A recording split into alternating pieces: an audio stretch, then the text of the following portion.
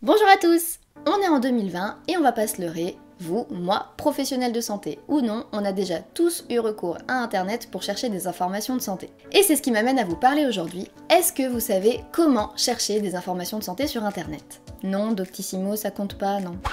Mais il existe quand même plusieurs sources d'informations assez fiables qui pourront peut-être éclairer vos lanternes. On est bien d'accord, ça ne fait pas office de consultation médicale, car justement, à la différence de ces sites, les médecins, eux, vont avoir une expérience et des connaissances qui vont vraiment pouvoir s'adapter à vous lors de la consultation. Il va tenir compte par exemple de votre âge, de vos antécédents personnels, de vos antécédents familiaux, si vous prenez des médicaments ou pas, si vous avez déjà été opéré ou pas, etc. Tout ça, malheureusement, ce sont les grandes limites d'Internet, il ne peut pas tenir compte exactement de votre profil, même si Internet recense déjà beaucoup d'informations à votre sujet. Donc, si on a quelque chose d'anormal ou un problème, on va chez un professionnel de santé. Mais des fois, on a envie de se renseigner sur un symptôme, sur une maladie pour la comprendre un petit peu mieux, et on a tout à fait le droit, donc moi aujourd'hui je suis là pour ça, pour vous aider à vous orienter vers les bonnes sources et les bons sites pour trouver les bonnes informations en santé. Tout d'abord, il existe un label sur Internet qui est assez connu dans le milieu médical et qui est l'abréviation HON. Je vais vous remettre le petit sigle ici, c'est l'abréviation de Health on the Net. Si vous voyez ce sigle quelque part sur un site internet, c'est que vous êtes déjà au bon endroit, puisque les sites internet qui peuvent avoir cette certification doivent répondre à un certain nombre de critères. C'est malheureusement un label qu'on ne voit pas si souvent que ça, puisque déjà il faut que ce soit le site internet qui ait demandé à se faire certifier, c'est une certification qui est payante, et voilà, il y a plusieurs contraintes qui font que très souvent il y a des sites internet qui vont pouvoir être fiables et qui pourraient se faire certifier, mais qui n'ont pas toujours la certification. En tout cas, sachez-le, déjà vous voyez ce petit sigle, c'est un bon point pour vos informations de santé. Pour vous donner quelques exemples, le site Passeport Santé et Planète Santé sont des sites internet où vous allez trouver ce sigle. Ensuite, pour continuer et aller un petit peu plus loin, bon, faut aimer un peu l'anglais pour ce genre de site, mais il y en a un qui est hyper fiable, c'est PubMed. PubMed, c'est quoi? C'est une sorte de moteur de recherche qui est basé sur les données de Medline. Medline, en fait, c'est une grosse banque de données où vous avez plein d'articles scientifiques qui sont vraiment au top dedans. Donc, en gros, pour que vous trouviez un article qui apparaît sur votre moteur de recherche PubMed, il faut vraiment que l'article qui soit publié, il envoie du pâté. Pour chercher des informations peut-être un peu plus simples, parce que là, on parle quand même de PubMed, c'est le top du top, avec des articles assez compliqués, des articles qui sont souvent en anglais. Vous pouvez aussi chercher des informations sur des sites plus locaux, comme par exemple sur les sites de la CPAM, donc les sites comme Amélie, ou bien encore sur les sites de la Haute Autorité de Santé. Globalement, notamment sur le site de la CPAM, ce sont vraiment des informations qui sont simplifiées et qui sont hyper accessibles au grand public. Pour la HAS, ce sont plutôt les recommandations qui sont faites aux professionnels de santé, donc c'est souvent assez costaud à lire dans le sens où c'est gros, ce sont des gros pavés à lire, mais c'est quand même assez synthétisé pour quelque chose de gros.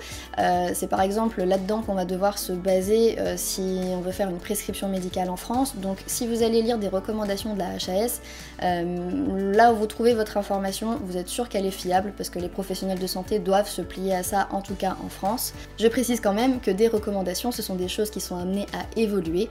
La médecine est une science qui évolue, elle n'est pas toujours la même. La médecine d'aujourd'hui n'est pas la même qu'il y a 10 ans et ne sera pas la même dans 10 ans non plus.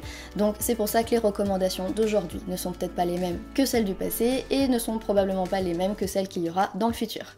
Dans la lignée de ces sites, vous avez aussi l'OMS, forcément, l'Organisation mondiale de la santé qui a son site internet. Vous trouverez aussi là-dessus des informations en santé qui sont de sources fiables, mais qui sont peut-être plus en rapport avec l'actualité. Dans tous les cas, lorsque vous cherchez des informations en santé sur internet, veillez à toujours utiliser de bons mots-clés et surveillez toujours les sources des articles et des vidéos que vous êtes en train de regarder. Est-ce que ça a été rédigé par des médecins ou par des professionnels de santé ou plutôt par des journalistes qui ont rapporté des faits, ou est-ce que ce sont des sites qui sont là pour faire de l'information et de la prévention, en quel cas c'est plutôt positif, ou est-ce que le site ou la vidéo est plutôt là pour vous vendre un produit? Vous le savez, je suis professionnelle de santé et je fais partie de ceux qui pensent que la prévention passe par la connaissance.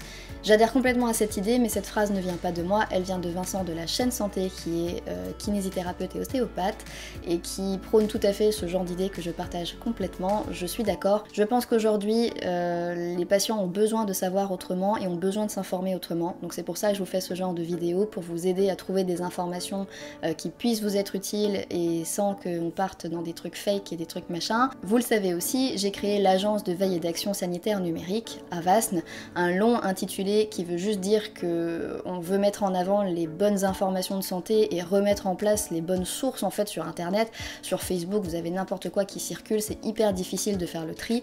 Nous, on est là pour vous aider. Quand les gens ont des questions, on nous demande si c'est fiable ou pas, on regarde, on les aide.